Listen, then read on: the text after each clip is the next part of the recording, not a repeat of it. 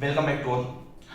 तो आज का जो लेक्चर है वो जो टेस्ट अपने चल रहे थे टेस्ट 5 के सॉल्यूशन का है। ओके, इन सभी टेस्ट के वीडियो सॉल्यूशन कराने का मेन पर्पज ये है कि आप जब क्वेश्चंस एग्जाम में आए तो उनका अप्रोच कैसे किया जाए। ठीक है, तो आप जब मैं यहाँ पे सॉल्यूशंस बताऊंगा तो आप ये भी देखना कि हर एक क्वेश्चन का अप्रोच कैसे करते हैं। ठीक है ना, तो वो ही अपन ध्यान से देखेंगे यहाँ पे। तो चलिए, ये टेस्ट 5 के सॉल्यूशंस मैं करवा रहा हूँ यहाँ पे। ठीक है, टोटल 20 क्वेश्चंस थे और जो टेस्ट था वो thermodynamics and statistical physics and nuclear and particle physics का था। ठीक है, टेस्ट की पीडीएफ आप सभी लोगों के पास में है, उसका सॉल्यूशन मैं करवाता हूँ। ठीक है, जिनके पास नहीं है ये मैं यूट्यूब पे डाल रहा हूँ, जिनके पास नहीं है वो डिस्क्रिप्शन में टेलीग्राम ग्रुप लिंक दे रखा है, वहां पे ज्वाइन करके वहां पे देख सकते हैं। ठीक है, आंसर फर्स्ट देखो, आपके पास क्वेश्चन ऑलरेडी है, मैं पढ़ रहा हूं यहां पे। तुम्हारे पास बोल रहा है for temperature T1 greater than T2, okay, the qualitative temperature dependence of the probability distribution FV। ठीक है, FV आपको दे रखा है प्रोबेबिलिटी डिस्ट्रीब्यूशन फंक्शन, ये आपके पास में FV है। ओके, FV है probability distribution function of speed V of molecule in 3 dimension. ठीक है, तो सिंपल सबको पता है। देखो, आपको क्या करना है, FV और टेम्परेचर के बीच में रिलेशन देखना है। ठीक है, और ये आपको पता है FV प्रोपोर्शनल टू 1/T होता है, ये मैंने ड्यूरिंग लेक्चर आपको करवाया हुआ है, ऐसे क्वेश्चंस भी करवाए हुए हैं। ठीक है, इसका मतलब तुम्हारे पास में अगर टेम्परेचर ज्यादा होगा उसके लिए इसकी वैल्यू क्या होगी, कम होगी। ठीक है, तो देखो ऑप्शन ए आपको कुछ इस तरह से दे रखा था, ये आपके पास FV था, ये आपके पास T था टेम्परेचर। ठीक है, ऑप्शन ए कुछ इस तरह से दे रखा था, ऐसे कुछ। ठीक है, ये T2 है, ये T1 है। ओके, तो देखो यहां से तुम्हें पता है जिसके लिए टेम्परेचर ज्यादा होगा उसके लिए इसकी वैल्यू कम होगी, यानी कि इसके लिए तो देखो यहां पर है तुम्हारे पास में, और इसके लिए तुम्हारे पास में कहां पर है, इसकी वैल्यू यहां पर है। ठीक है, T1 कम है, T1 तुम्हारे पास ज्यादा है, क्वेश्चन में T1 ज्यादा है, इसका मतलब FV क्या होगा, कम होगा। देखो इसके लिए FV कम है, T2 कम है, इसके लिए FV ज्यादा होगा, इसके लिए FV ज्यादा है, इसका मतलब option A is the right answer. Option A is the right answer. ठीक है, बाकी ऑप्शन सेकंड है, उसमें देखो तुम्हारे पास T1 के लिए FV ज्यादा दे रखा है, जो कि गलत है। ऑप्शन सी में दोनों बराबर दे रखे हैं, जो कि गलत है। ऑप्शन डी में भी T1 के लिए ज्यादा दे रखा है, वो भी गलत है। ठीक है, तो ऑप्शन ए आपके पास में आंसर आ जाएगा। ठीक है, क्वेश्चन नंबर सेकंड देखो, थर्मोडायनेमिक्स का ही है। ए थर्मस बोतल कंटेनिंग कॉफी इज विग्रेसली शेकन, उसको शेक किया, तुम्हारे पास एक थर्मस है उसमें कॉफी और उसको शेक किया जाता है। ठीक है, थर्मस को, and thereby the temperature of coffee rises। ठीक है, उसका टेम्परेचर बढ़ जाता है। Okay, considering the coffee as the system, coffee जो है आपके पास में सिस्टम है, which of the following is correct, आपके पास 4 ऑप्शन दे रखे हैं। ठीक है, तो देखो आसान क्वेश्चन है। देखो उस थर्मस को क्या अपन बाहर से कुछ हीट दे रहे हैं, नहीं दे रहे ना, अपन बाहर से तो उसको टेम्परेचर प्रोवाइड नहीं कर रहे, हीट प्रोवाइड नहीं कर रहे। इसका मतलब लिखो since no heat is provided. ठीक है, इसका मतलब डेल्टा क्यू आपके पास में क्या होगा, 0 हो गया। ठीक है, तो कोई ऐसा ऑप्शन है, सभी में डेल्टा क्यू 0 दे रखा है। ओके, नेक्स्ट, जब अपन उसको शेक कर रहे हैं, ठीक है, थर्मस को शेक कर रहे हैं, तो कॉफी क्या, उसका टेम्परेचर राइज होता है और कॉफी को सिस्टम माना जाता है, तो सिस्टम के ऊपर वर्क कर रहा है। ठीक है, लिखो work on system, work on system. मैंने 2 चीजें बताई थी ड्यूरिंग लेक्चर, अगर सिस्टम पर वर्क किया जाता है तो नेगेटिव होता है। ठीक है, और सिस्टम के द्वारा वर्क किया जाता है, सिस्टम के थ्रू वर्क किया जाता है तो वो पॉजिटिव होता है, तो ये क्या हो जाएगा, नेगेटिव। तो ऐसा कोई ऑप्शन है, डेल्टा क्यू बराबर 0, डेल्टा डब्ल्यू लेस देन 0, बिल्कुल ए और सी ऑप्शन है। तो बी और डी तो क्या हो गए तुम्हारे पास में, बी एंड डी तो क्या हो गए, कैंसिल, वो तो गलत हो गए, बी और डी ऑप्शन तो गलत हो गए। चलिए नेक्स्ट अपन बात करते हैं। देखो from first law of thermodynamics, first law of thermodynamics क्या होता है, delta Q is equal to D U plus delta W, ऐसा कुछ होता है। इसको चाहो तुम रैंडमली ऐसा लिख सकते हो। ठीक है, इसकी वैल्यू क्या है, 0 है, तो delta U is equal to क्या हो जाएगा, माइनस डेल्टा डब्ल्यू। ये ऑलरेडी नेगेटिव है क्योंकि सिस्टम पर वर्क किया गया है, इसका मतलब नेगेटिव, और ये भी क्या है, नेगेटिव, दैट मींस पॉजिटिव। तो कौन सा ऑप्शन आएगा इसमें, डेल्टा क्यू बराबर 0 हो, डेल्टा डब्ल्यू लेस देन 0 हो और डेल्टा यू ग्रेटर देन 0 हो। ठीक है, ऐसा कोई ऑप्शन है? देखिए ऐसा तुम्हारे पास में ऑप्शन ए होगा ना, option A is the right answer. जल्दी से नोट कीजिएगा।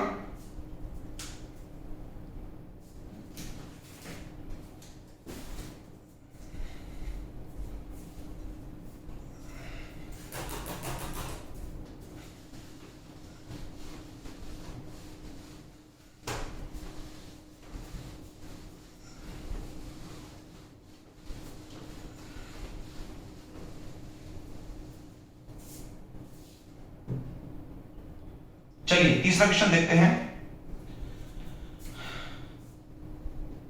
चलिए देखिए इधर, the mean momentum of a nucleon in a nucleus with mass number A varies as. ठीक है, मीन मोमेंटम निकालना है। आपको पता है अनसर्टेनिटी प्रिंसिपल से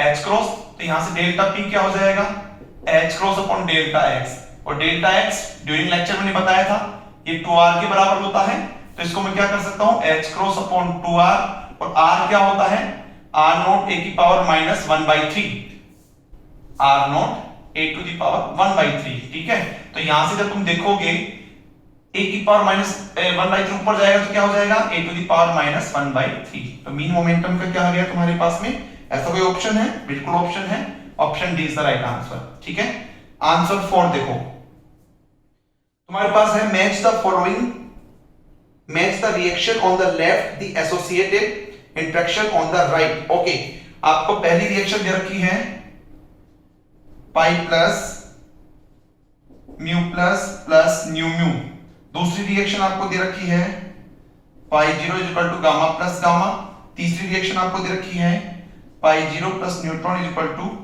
पाई माइनस प्लस प्रोटॉन।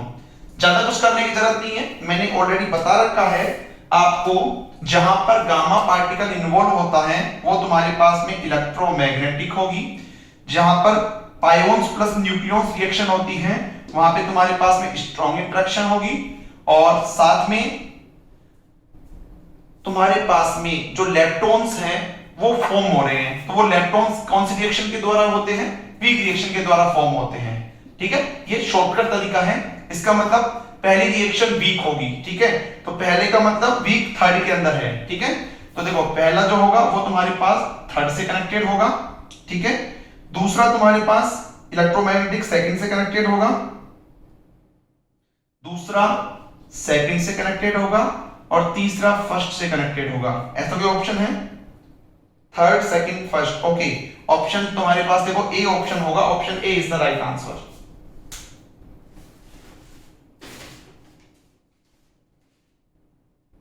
हो गया, चलिए नेक्स्ट क्वेश्चन देखते हैं। 5, आंसर 5 क्या है question, if the partition function of A harmonic oscillator with frequency. Okay, आपको देखो क्वेश्चन के अप्रोच करने का तरीका देखो, जो गिवन है वो लिखो, जो कैलकुलेट करना है वो लिखो, अपने आप से तुम्हारे पास में ऑप्शन क्लिक हो जाएगा। ठीक है, आपको हार्मोनिक ऑसिलेटर का पार्टीशन फंक्शन दे रखा है kBt upon h cross omega. ठीक है, ये क्लासिकल हार्मोनिक ऑसिलेटर का है। The free energy of n such independent oscillator. ठीक है, आपको फ्री एनर्जी बतानी है फॉर n ऑसिलेटर के लिए, तो आपको पता है फ्री एनर्जी मतलब Helmholtz free energy minus kBt ln z। ठीक है, n पार्टिकल्स के लिए है तो माइनस n kBt हो जाएगा, देखो क्या हो जाएगा, minus n kBt ln z की value kBt upon h cross omega. ठीक है, अब ऐसा कोई ऑप्शन देखो है क्या, ऐसा कोई ऑप्शन नहीं है, सभी पॉजिटिव के अंदर 4 ऑप्शन है, तो माइनस को इधर लाओगे तो log के पावर में आ जाएगा, तो n kBt upon h cross omega की पावर -1, ये ln ऐसे कैसे है, that means n kBt ln h cross omega ऊपर चला जाएगा, kBt नीचे आ जाएगा क्योंकि -1 है ना, तो ऐसा कोई ऑप्शन है, option C is the right answer. ठीक है, ऑप्शन सी देखिए तुम्हारे पास यही ऑप्शन है।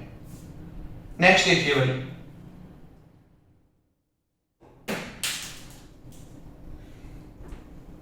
सिक्स नंबर देखिए,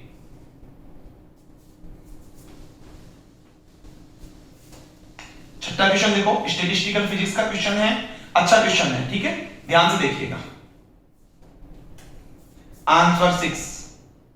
आंसर 6 क्या है, consider a surface with side that can absorb atom.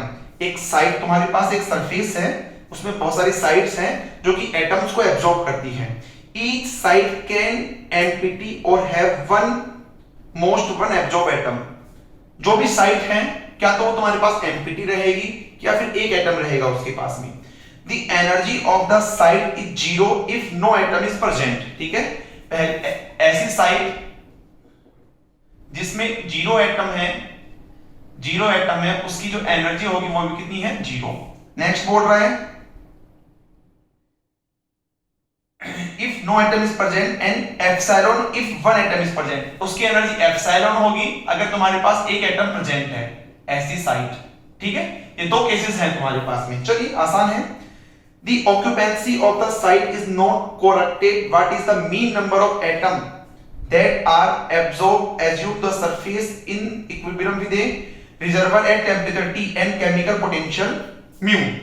ठीक है, ओके। आपको जो निकालना है वो एवरेज नंबर ये निकालना है आपको। ये क्या होगा, ठीक है, ये आपको निकालना है। तो आपको पता होना चाहिए एवरेज नंबर का जो फॉर्मूला है, हम उसको क्या कर सकते हैं, दो चीजें हैं। ठीक है, एक तो वन एटम, एक एटम हो उसकी प्रोबेबिलिटी, प्लस एक में जीरो एटम हो उसकी प्रोबेबिलिटी। ठीक है, इसको मैंने P लिख दिया तो यहां पे क्या कर दूं मैं, 1 माइनस P। भाई टोटल प्रोबेबिलिटी कितनी होती है, 1 होती है। ठीक है, वन एटम की ऐसे साइड्स जिसमें वन एटम एब्जॉर्ब किया जाता है उसकी प्रोबेबिलिटी मैंने P मान ली। ठीक है, तो बचे की क्या हो जाएगी, 1 माइनस P। किसकी, ऐसे साइड जो कि जीरो एटम है, जहां पे जिसकी एनर्जी कितनी है, जीरो है। तो आपको ये निकालना है। ठीक है, आपको ये निकालना है। तो उसके लिए क्या करें, पहले प्रोबेबिलिटी निकालनी पड़ेगी, उससे पहले भी तुम्हें पार्टीशन फंक्शन निकालना पड़ेगा। ठीक है, तो देखो तुम्हारे पास z इक्वल टू कितना हो जाएगा, ये तुम्हारे पास हो जाएगा जीरो होगी तो e to the power minus zero हो जाएगा, 1 e to the power minus beta. ठीक है, एप्सिलॉन होता है यहाँ पे, अगर तुम्हारे पास में केमिकल पोटेंशियल है तो एप्सिलॉन माइनस म्यू हो जाएगा। इतना सा बस तुम्हें ध्यान रखना है इसके अंदर। ठीक है, minus beta epsilon minus mu. Okay, now अब मैं क्या करूं, प्रोबेबिलिटी निकालूं। देखो इसके अंदर now probability that one atom is absorbed, then now probability that one atom is absorbed.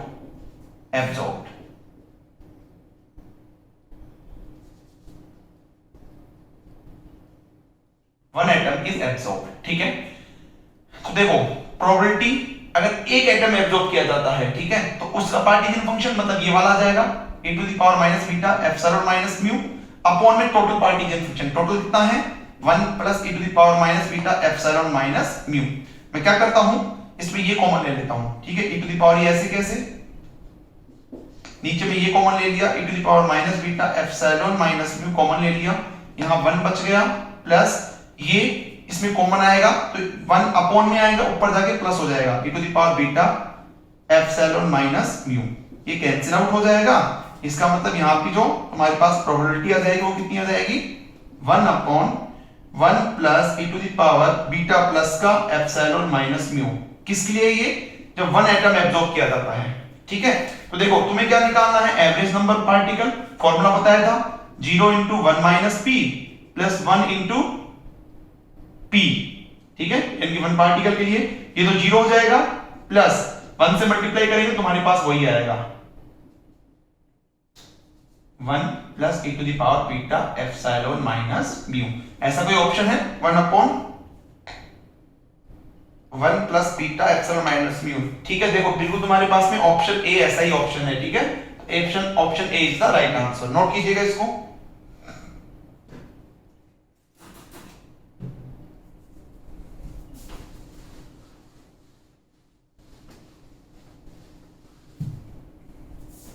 Next देखेंगे, हाँ जी, क्वेश्चन 7 देखो, किसका है, न्यूक्लियर फिजिक्स का क्वेश्चन है। A nucleus of having mass number ये, ओके, आपके पास कोई न्यूक्लियस है जिसका मास नंबर कितना है, 240, by emission to the ground state of its daughter nuclei the Q value of the process. इसकी जो क्यू वैल्यू है वो आपके पास में है 5.26 mega electron volt. The energy of the particle, यानी काइनेटिक एनर्जी पूछ रहा है। ठीक है, तो आपको पता है इन अल्फा डीके में क्या होता है भाई, जो काइनेटिक एनर्जी होती है वो होती है Q into A minus 4 upon A। ठीक है, मैंने याद करने का तरीका बताया था, कई बच्चे कंफ्यूज जाते हैं A ऊपर आएगा या A माइनस 4 ऊपर आएगा, इसका मैंने याद करने का तरीका आपको बता रखा है। ठीक है, Q कितना है 5.26 इंटू A माइनस 4 यानी कि 236 बटे 240। सॉल्व कर लीजिएगा, इसको सॉल्व करोगे तो तुम्हारे पास में इसका जो आंसर आएगा वो आएगा 5.17। ठीक है, 5.17। ऐसा कौन सा ऑप्शन है? ऐसा बी ऑप्शन है, option B is the right answer. Okay, answer 8 देखो, 8वां क्वेश्चन देखो, थर्मोडायनेमिक्स से है, आपको ये दे रखा है ना, डायग्राम आपके पास बना हुआ है, देखो मैं यहां बना देता हूं, T और वॉल्यूम V ऐसे कुछ है, A B C, ये है भाई आपके पास में। ठीक है, बोल रहा है figure shows a process ABCA perform on a ideal gas, the net heat given to the system during the process is, heat निकालनी है आपको। अच्छा ध्यान से देखो डायग्राम को, ये आपके पास में एक साइक्लिक प्रोसेस है। क्या है? Cyclic process. और साइक्लिक प्रोसेस में तुम्हारे पास डेल्टा यू कितना होता है? 0 होता है। तो फर्स्ट लॉ से मैं क्या लिख सकता हूं? डेल्टा डब्ल्यू, ये 0 हो गया तो डेल्टा क्यू किसके बराबर हो गया? डेल्टा डब्ल्यू हो गया। मतलब डब्ल्यू में ए से बी निकालू, डब्ल्यू बी से सी निकालू, सी से ए निकालू, ये तो हो गया। ये तो हीट तो निकालना है आपको। अच्छा ए से बी, ये वाला देखो कैसा प्रोसेस है, ए से बी में वॉल्यूम कांस्टेंट है तो आइसोकोरिक प्रोसेस। ठीक है, तो इसका वर्क डन कितना हो जाएगा? 0। आइसोकोरिक में पीडीवी होता है, बी कांस्टेंट, तो डीवी क्या हो जाएगा? 0। बता रखा है भाई ड्यूरिंग लेक्चर मैंने। ठीक है, चलिए बी से सी कैसा प्रोसेस है? बी से सी देखो टेम्परेचर कांस्टेंट है, इसको T1 बोल रखा है, इसको T2 बोल रखा है, इसको V1 बोल रखा है, इसको V2 बोल रखा है। क्वेश्चन तुम्हारे पास गिवन है। ओके, देखिए बी से सी जाएंगे, ये आइसोथर्मल प्रोसेस है जो टेम्परेचर कांस्टेंट है, तो इसका जो वर्क डन होता है वो क्या होता है भाई? इसका होता है RT ln V2 volume final V2 है अपॉन V1। टेम्परेचर यहाँ पे देखो टेम्परेचर कांस्टेंट है वो T2 है, तो यहाँ पे RT2 कर दूं मैं, यही तो होता है। ठीक है, देखिए एक बार, चलिए प्लस C से A, देखो टेम्परेचर भी कांस्टेंट नहीं है, वॉल्यूम भी नहीं है, इसका मतलब इसको मैं आइसोबैरिक बोल सकता हूं। ठीक है, आइसोबैरिक प्रोसेस। तो आइसोबैरिक प्रोसेस में क्या होता है? PdV। ठीक है, तो P V2 माइनस V1, यही तो होगा PdV में V2 माइनस V1। अब देखो इसको मैं क्या लिख सकता हूं? PV बराबर होता है RT nRT। ठीक है, तो n बराबर मान लिया मैंने RT। ठीक है, मैं इसको मैं लिख सकता हूं, R कॉमन आ जाएगा, T2 माइनस T1, दोनों में R कॉमन आ रहा है। देखो T2 ln V2 बटे V1 plus T2 minus T1, ऐसा भी ऑप्शन है? Option D is the right answer. ठीक है, option D is the right answer, note कीजिएगा।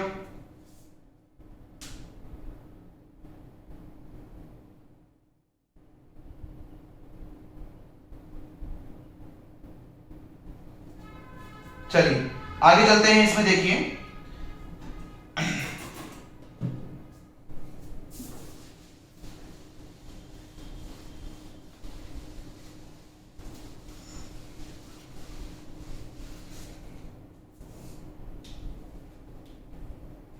Question number 9।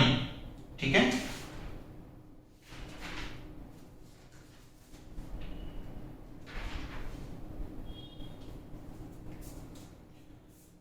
क्वेश्चन 9 क्या है?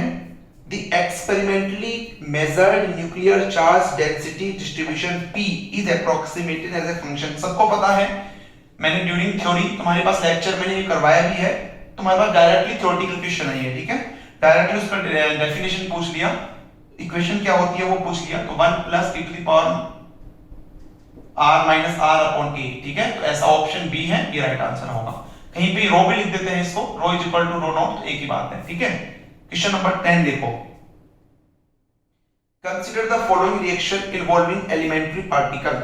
ठीक है, पहली रिएक्शन आपको दे रखी है pi minus plus proton is equal to k minus plus sigma plus.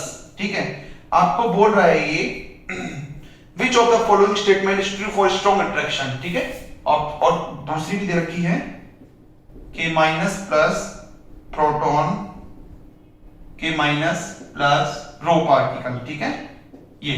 Okay देखो सबसे पहले रिएक्शन को लेके चलता हूं मैं। आपको बोल रहा है कि स्ट्रॉन्ग इंटरेक्शन के लिए कौन सा स्टेटमेंट सही है, ठीक है। देखो स्ट्रॉन्ग में तुम्हें पता है सभी चीजें अलाउ, सभी चीजें कंजर्व होनी चाहिए, ठीक है। मैं एक काम करता हूं यहां से, देखो स्ट्रेंज पार्टिकल तुम्हें दिख रहा है, बिल्कुल दिख रहा है। मैं पहले स्ट्रेंजनेस चेक कर लेता हूं इसकी, है ना। स्ट्रेंजनेस सीधे ऐसे चेक कर लिया करो। स्ट्रेंजनेस इसकी कितनी है 0 0। इसकी कितनी है k माइनस की, k प्लस की होती है +1, तो k माइनस की -1, इसकी भी -1 होती है। इसकी कितनी होती है भाई सिग्मा प्लस की -1 होती है क्या। देखो स्ट्रेंजनेस कितनी होती है इसकी, k प्लस की +1, इसकी -1। इसका मतलब स्ट्रेंजनेस तुम्हारे पास कंजर्व नहीं है, इसका मतलब स्ट्रॉन्ग नहीं हो सकता। या फिर ऐसे चेक करो, I चेक कर लो, I3 चेक कर लो। इसकी -1 प्रोटॉन का हाफ, ठीक है। इसका I3 k प्लस का प्लस हाफ होता है तो माइनस हाफ हो जाएगा, सिग्मा प्लस का +1, तो यहां तो क्या आ गया माइनस हाफ और यहां पे क्या आ गया प्लस हाफ। इसका मतलब I3 भी कंजर्व नहीं है। इसका मतलब स्ट्रॉन्ग इंटरेक्शन के थ्रू पहली रिएक्शन जो A है वो फॉरबिडन है, वो फॉरबिडन है, ठीक है। ऐसे में बी रिएक्शन चेक करता हूं, क्या है k minus plus proton is equal to k minus plus rho plus, ठीक है रो प्लस। ओके देखो यहां पे एक काम करो, स्पिन चेक कर लो इसकी, है ना। स्पिन चेक कर लो, स्ट्रेंजनेस चेक कर लो, कुछ भी। चलो मैं स्पिन चेक कर लेता हूं। इसकी स्पिन कितनी होती है, केओन्स की 0 होती है, प्रोटॉन की हाफ होती है, k माइनस की 0 होती है और इसकी भी एक बोसॉन्स पार्टिकल होती है, इसकी भी 0 होती है। तो यहाँ पे देखो स्पिन ही कंजर्व नहीं है, ये रिएक्शन ही पॉसिबल नहीं है, तो ये भी क्या होगी आपके पास में फॉरबिडन होगी। और भी तुम चार्ज वगैरह, इलेक्ट्रॉन नंबर, बेरियम नंबर, ये सब भी चेक कर सकते हो तुम, ठीक है। तो इसका मतलब ए भी फॉरबिडन होगी, बी भी फॉरबिडन होगी, किसके स्ट्रॉन्ग इंटरेक्शन के थ्रू। तो option A is the right answer, ठीक है। ऑप्शन ए बोल रहा है A and B both are forbidden, ठीक है। तो ऑप्शन ए इसका राइट आंसर होगा। चलिए इसे नोट कीजिएगा।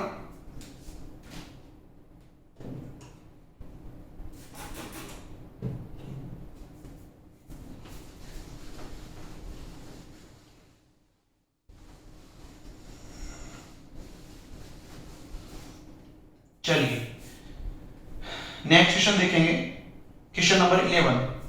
क्वेश्चन नंबर 11 क्या है, 4 पार्टिकल इलेक्ट्रॉन प्रोटॉन, ये है electron proton helium plus lithium plus, okay, are projected them on a circular orbit of same radius perpendicular to the given magnetic field. ये तुम्हारे पास सर्किल है, ठीक है, जिसकी रेडियस सबकी इन सबके लिए r रेडियस पे है, ठीक है, और मैग्नेटिक फील्ड इसके परपेंडिकुलर है। तुम्हें पता है इसके लिए सेंट्रीपिटल फोर्स किसके बराबर होगा, मैग्नेटिक फोर्स के। क्या होता है q v cross b, perpendicular है तो q v b, q v b।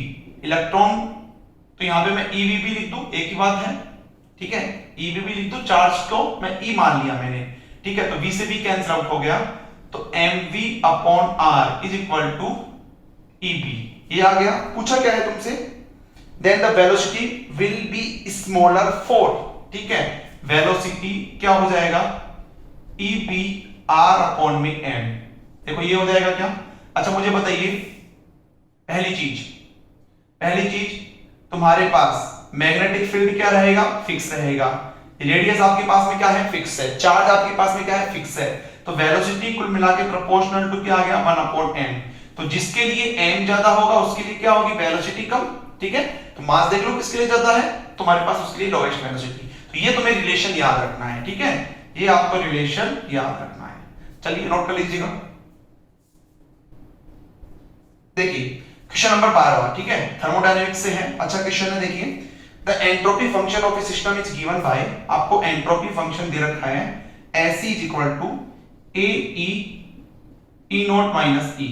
इसको मैं ऐसे कर सकता हूं A E naught into E minus A E square, कर सकता हूं ऐसे। चलिए where A and E naught, small A और ई क्या है तुम्हारे पास, ई नॉट क्या है, स्मॉल ए और ई नॉट क्या है, कांस्टेंट है।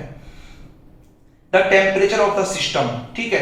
चलिए एंट्रोपी टेम्परेचर में रिलेशन क्या होता है, देखो ये होता है क्या, ds is equal to dq by t, that means 1 by t is equal to ds upon dq को क्या लिख सकता हूं मैं, de भी लिख सकता हूं, ठीक है। चलिए इसका e के रेस्पेक्ट में डिफरेंशिएट करेंगे तो a e not minus 2ae, ठीक है। तो यहां से तुम्हारे पास टेम्परेचर कितना आ जाएगा, 1 upon a e not minus 2ae, ये तो आ जाएगा, ठीक है। तुमसे क्या पूछा है, देखो तुमसे पूछा है ये, इसको चाहो तो और सोल्व कर लो, e कॉमन आ जाएगा, e नॉट माइनस 2e, ये आ जाएगा। तुम्हें बोला है the temperature of the system, option A है नेगेटिव फॉर सब energy, option B increase monoatomically with energy, decrease monoatomically with energy, D zero. तो जीरो तो है ही नहीं तुम्हारे पास में। चलिए अच्छा, टेम्परेचर की वैल्यू पॉजिटिव कब होगी, टेम्परेचर आपके पास में पॉजिटिव कब होगा, जब तुम्हारे पास जो E नॉट है वो ग्रेटर देन 2E के हो, ठीक है।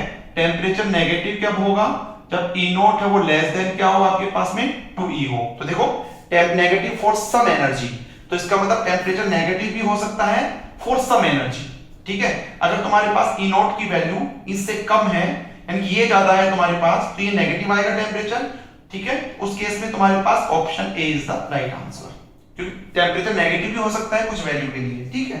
चलिए नोट कर लीजिएगा।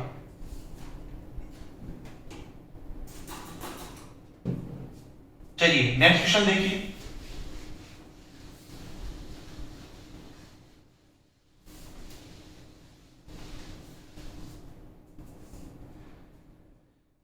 नेक्स्ट क्वेश्चन देखेंगे आंसर 13, ये भी थर्मोडायनेमिक्स का क्वेश्चन है। देखो आपको ये डायग्राम दे रखा है, आपकी कॉपी में बना हुआ है,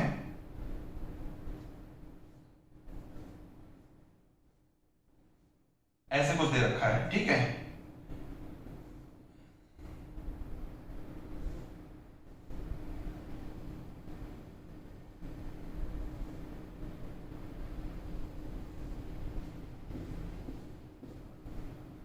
चलिए भाई ऐसे कुछ दे रखा है देखो, और इसको तुम्हारे पास में हाईलाइट कर रखा है, ठीक है। मैं भी हाईलाइट कर देता हूं इसको, इतना पोर्शन आपके पास में हाईलाइट कर रखा है, ये भी आप भी कर लीजिए, ये वाला हाईलाइट कर रखा है, ठीक है। इसको ए प्रोसेस बोल रहा है, इसको बी प्रोसेस बोल रहा है, ठीक है। ये टेम्परेचर T और S के बीच में कर्व है, ठीक है। बोल रहा है the entropy temperature diagram of two Carnot engine A and B are shown in figure, okay. The efficiency of the engine are eta A eta B, A के लिए क्या है efficiency eta A, B के लिए क्या है eta B, okay. Which one of the following equalities is correct, इसमें से कौन सी चार इक्वालिटी दे रखी है, eta A equal to eta B, eta A equal to eta B by 2, ऐसे करके चार दे रखी है, कौन सी सही है। तो आपको पता है efficiency जो होती है वो होती है 1 माइनस T2 बटे T1, कहने का मतलब सोर्स टेम्परेचर और सिंक टेम्परेचर पे डिपेंड करती है। डायग्राम को देखो, लिखो from figure for A and B temperature क्या है आपके पास में, सेम है। देखो ध्यान से, टेम्परेचर इसका भी यहां से स्टार्ट होकर यहां पे जाता है, इसका भी यहां से स्टार्ट होकर यहां पे जाता है, ठीक है। इनिशियल फाइनल टेम्परेचर सेम है, इसका मतलब क्या हुआ, दोनों की फ्रीक्वेंसी भी क्या होगी, सेम होगी। एस पे तो डिपेंड कर ही नहीं रहा वो, ठीक है, नोट कर लीजिएगा। तो ऐसा कौन सा ऑप्शन है, option B is the right answer. Answer 14 देखिए, आंसर 14 मैंने ड्यूरिंग लेक्चर में करवाया हुआ है, आपके पास देखो ऐसे डायग्राम दे रखा है, ऐसे डायग्राम दे रखा है, ठीक है। आपको बोल रहा है कौन सा सही है, ठीक है। तो ये एस और ई के बीच में डायग्राम दे रखा है, ठीक है। तो देखो ये आपको पता है, इसको A बोल रखा है, इसको B बोल रखा है, इसको C बोल रखा है, चार इनइक्वालिटी दे रखी है TA TB TC के अंदर, तो वो देखना है कौन सा सही है। तो आपको पता है ds is equal to dq by t, ठीक है। That means t is equal to कितना हो जाएगा, dq बाई ds, ये तो हो जाएगा। या फिर एक काम करो, इसको ऐसे कर लो, 1 by t is equal to ds upon, इसको मैं e लिख सकता हूं, q को मैं e लिख सकता हूं।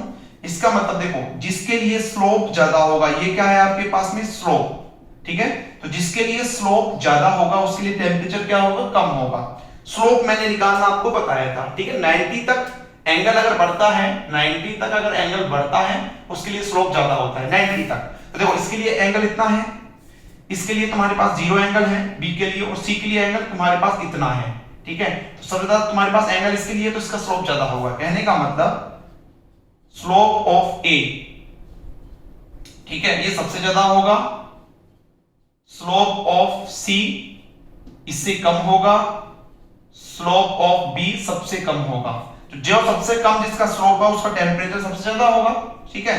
तो टीसी सबसे ज्यादा होगा, उसके बाद सॉरी टीबी सबसे ज्यादा होगा, उसके बाद टीसी होगा, उसके बाद टीए होगा, ठीक है। तो ऐसा कोई ऑप्शन है?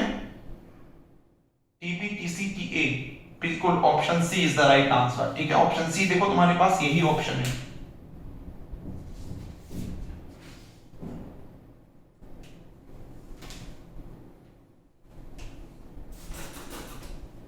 चलिए नेक्स्ट देखेंगे।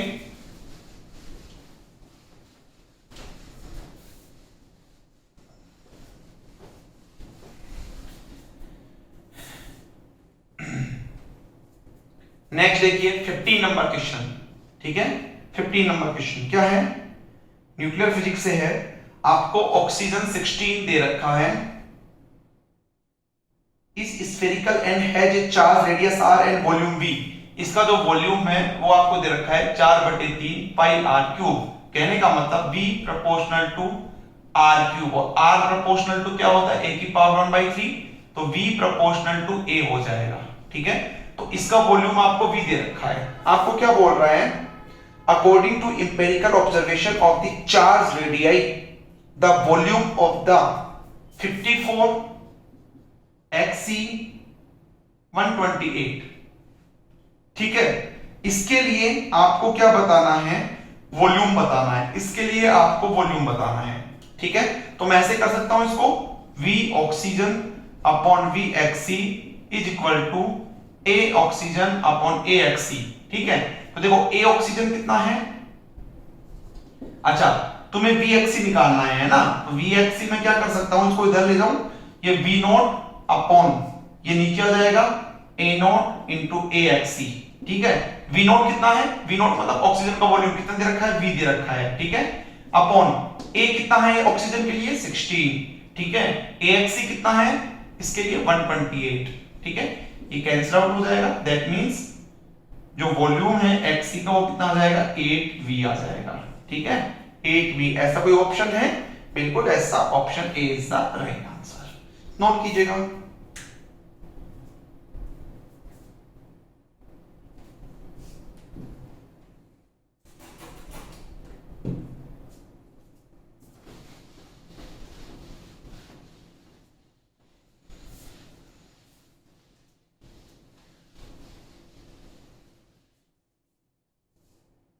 चलिए 16 क्वेश्चन देखिए भाई, 16वां क्वेश्चन देखिए। 16 क्वेश्चन क्या है? Which of the following nuclear process is forbidden. आपको 4 न्यूक्लियर प्रोसेस दे रखा है और कौन सी फॉरबिडन होगी। ऐसे क्वेश्चंस में बहुत सारे स्टूडेंट के क्या है कि कंफ्यूजन हो जाता है, ठीक है, कि अपने को क्या क्या चेक करना है। तो देखो सबका ये तो तुम चेक कर ही लेना भाई, 4 चेक कर लेना, स्पिन चेक कर लेना, ठीक है, लेप्टो नंबर चेक कर लेना, बेरियो नंबर, हो सकता है इसी तुम्हारा आंसर निकल जाए। इस क्वेश्चन के लिए जो ऑप्शन बी है, ठीक है, जो तुम्हारे पास में ऑप्शन बी है वो क्या है? Pi minus is equal two electron minus plus new E plus pi 0, ऐसा है, ठीक है। तो देखो इसके लिए चार्ज अगर मैं चेक करूं, ऑप्शन बी ले रहा हूं मैं डायरेक्ट, -1 0 0, ठीक है। अगर मैं स्पिन चेक करूं, दिस इज स्पिन, ध्यान रखना यहां पे स्पिन है, ये स्पिन चेक करूं, इसकी 0 होती है, इलेक्ट्रॉन की हाफ, इसकी भी हाफ, इसकी 0।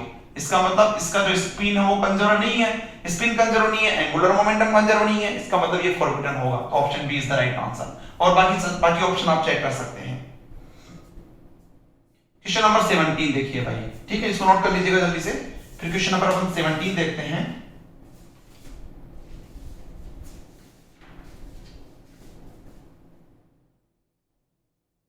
देखिए क्या है क्वेश्चन?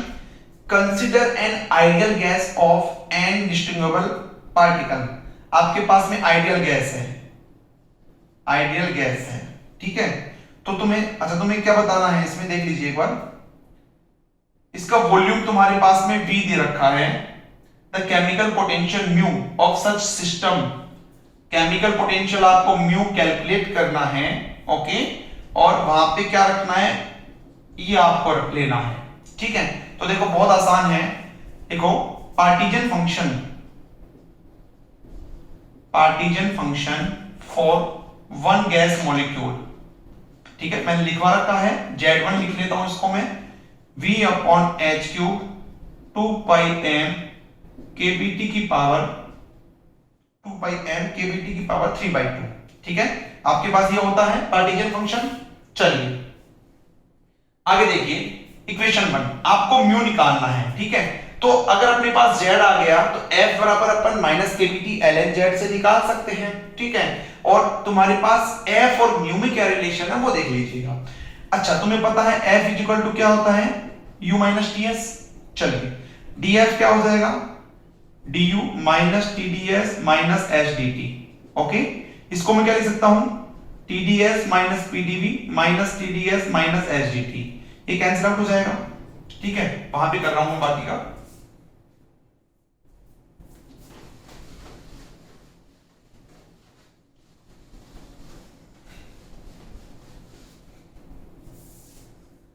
हाँ जी, तो df क्या हो जाएगा, df is equal to minus pdv minus pdv minus hdt, यही हो जाएगा।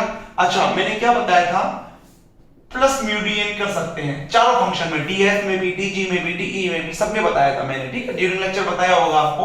तो देखो म्यू तुम्हें निकालना है, तो म्यू क्या हो जाएगा, df अपॉन dn, क्या कांस्टेंट, v कांस्टेंट होना चाहिए, t कांस्टेंट होना चाहिए, ये दोनों जीरो होंगे तभी तो म्यू बराबर df अपॉन dn आएगा। तो अगर v कांस्टेंट करो, dv बराबर जीरो, कांस्टेंट का डिफरेंशिएशन जीरो होता है, ऐसे इसका भी जीरो। इक्वेशन नंबर 1, तो मुझे f निकालना है, उसका म्यू n के रेस्पेक्ट में डिफरेंशिएट करूंगा तो आपके पास म्यू आ जाएगा।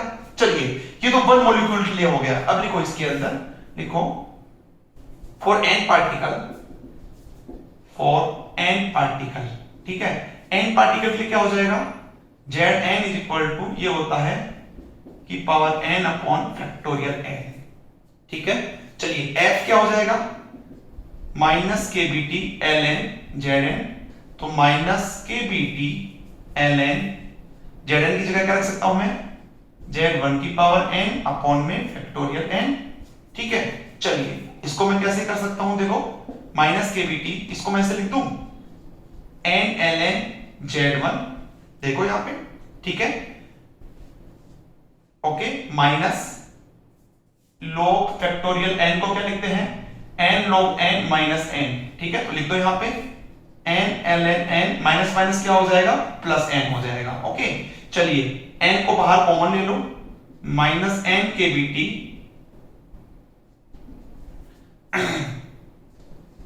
ln Z1, okay, minus ln n, ठीक है, प्लस में n, देखो यहां तक प्लस में 1, सॉरी प्लस में 1, मुझे नहीं लगता यहां तक किसी को दिक्कत होनी चाहिए, ठीक है। जल्दी से नोट कीजिएगा इतना।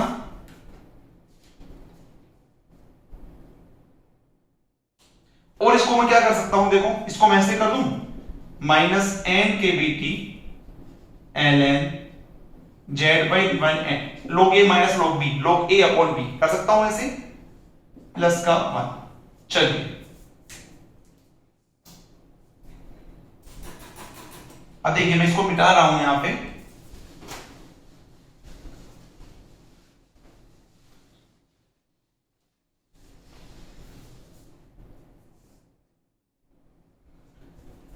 चलिए अपने को क्या निकालना है, mu is equal to df by dn, ठीक है। वॉल्यूम और टेम्परेचर आपको कांस्टेंट रखना है। तो देखो n के रेस्पेक्ट में करेंगे तो क्या हो जाएगा, देखो दो फंक्शन का हो गया, ठीक है, एक तो n यहां पे हो गया, एक यहां पे हो गया। मैं इसके रेस्पेक्ट में करूंगा तो ये ऐसे कैसे रहेगा, तो ये इसका 1 हो जाएगा, माइनस kBt, यहां क्या आ जाएगा ln Z1 की जगह क्या रख सकता हूं मैं, v अपॉन h क्यूब 2 पाई m kBt की पावर 3/2, और ये n ऐसे कैसे आपके पास लिख दिया मैंने, ठीक है, यहां पे ये लिख दिया प्लस 1, ओके।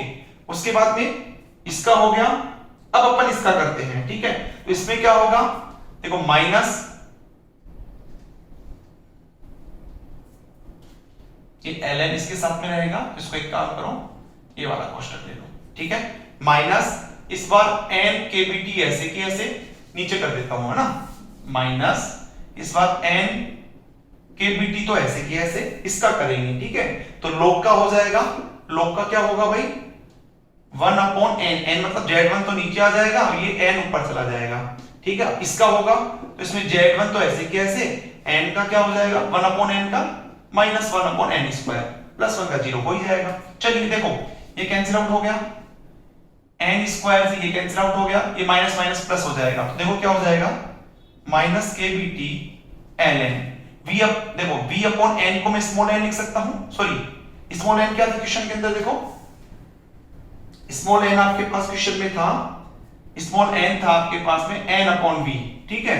तो देखो n अपॉन v तो इसका मतलब 2 पाई m kbt की पावर 3/2 n अपॉन v को क्या लिख सकते हो small n upon nh cube, ठीक है, ओके, प्लस 1 ये माइनस माइनस माइनस क्या हो जाएगा प्लस, क्या बच जाएगा kbt, kbt को जब अंदर मल्टीप्लाई करेंगे देखो माइनस kbt इसके साथ आएगा, ये प्लस kbt कैंसिल आउट हो जाएगा, इसके साथ माइनस kbt आएगा, माइनस kbt ln 2 पाई n kbt की पावर 3/2 अपॉन nh क्यूब, ये लीजिए ये आपके पास आंसर आ जाएगा। ऐसा कोई ऑप्शन है, ऑप्शन में k की जगह kb की जगह k लिख रखा है, एक बात है उसमें कंफ्यूज नहीं होना है।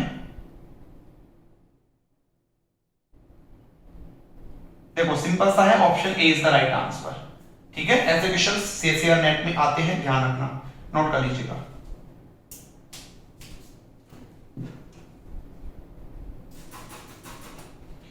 क्वेश्चन नंबर 18 देखो भाई, है ना, क्वेश्चन नंबर 18 है वो आपका स्टैटिस्टिकल मैकेनिक्स से पार्टीजन फंक्शन का क्वेश्चन है, बहुत आसान क्वेश्चन है, थोड़ा सा ध्यान, अच्छा क्वेश्चन है लेकिन, है ना, गेट में बीएआरसी में ऐसे क्वेश्चंस पूछे जाते हैं।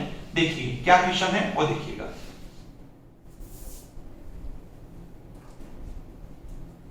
क्वेश्चन नंबर 18 क्या है, the partition function of two boson particle each of which can occupy any of two energy 0 and epsilon, ठीक है, 0 and epsilon ये दो एनर्जी है, आपके पास में दो बोसोन है, ठीक है।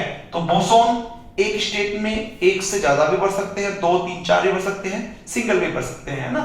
तो देखो क्या होगा, ये आपके पास दो पार्टिकल हो सकता है, दोनों पार्टिकल इसी के अंदर हो सकता है एक इसमें हो एक इसमें हो सकता है तुम्हारे पास में इसमें नहीं हो और दोनों तुम्हारे पास इसके अंदर हो, ठीक है।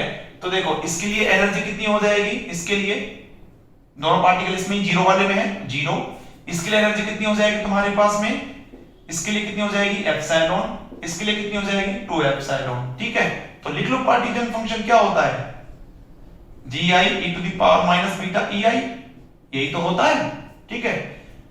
g क्या होता है डिजनरेसी, सबका एक एक ही है तो नॉन डिजनरेट है, तो पहला रखेंगे e 0 रखेंगे तो 1 हो जाएगा, प्लस दूसरा epsilon plus e to the power minus 2 beta epsilon, ठीक है। This is the partition function, यही क्वेश्चन पूछा हुआ था। ऐसा कोई ऑप्शन दे रखा है, बिल्कुल, इसमें बीटा की जगह क्या रख दिया इसने 1 अपॉन kbt रख दिया भाई, है ना। तो ऑप्शन देखो A is the right answer, option A आपके पास में सही होगा।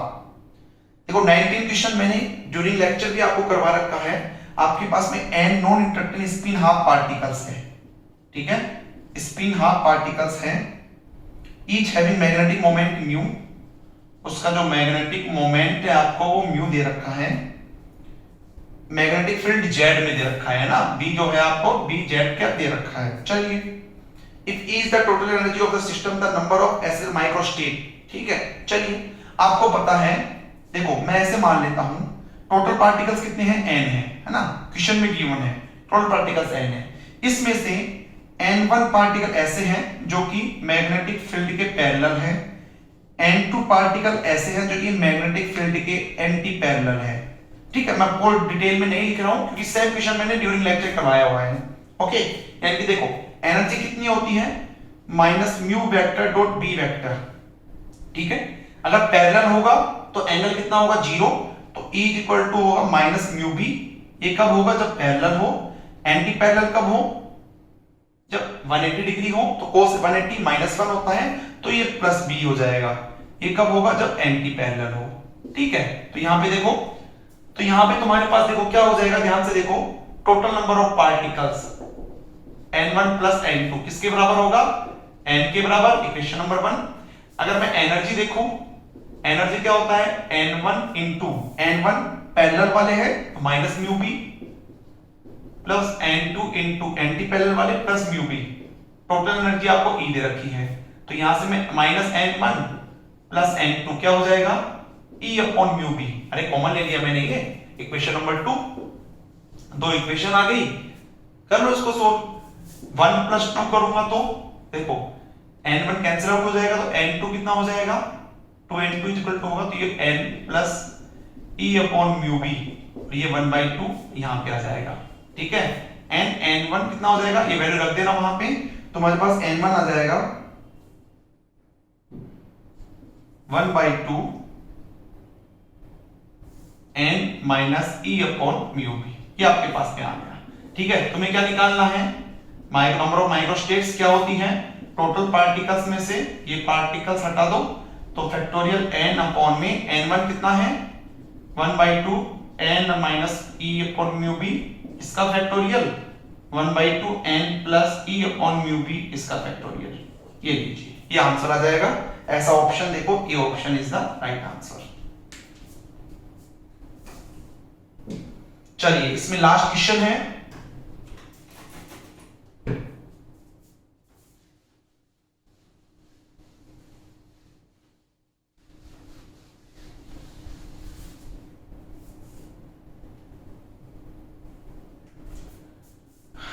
Twenty number question. देखो क्या है, the free energy of the photon gas F is equal to दे रखा है -a/3 VT4। आपको क्या पूछ रहा है, आपको पूछ रहा है S एंट्रोपी एंड प्रेशर पूछ रहा है, ठीक है। तो आपको पता है, अभी मैंने बताया भी था, F is equal to U minus TS, तो DF is equal to TDS minus PDV minus TDS minus HDT।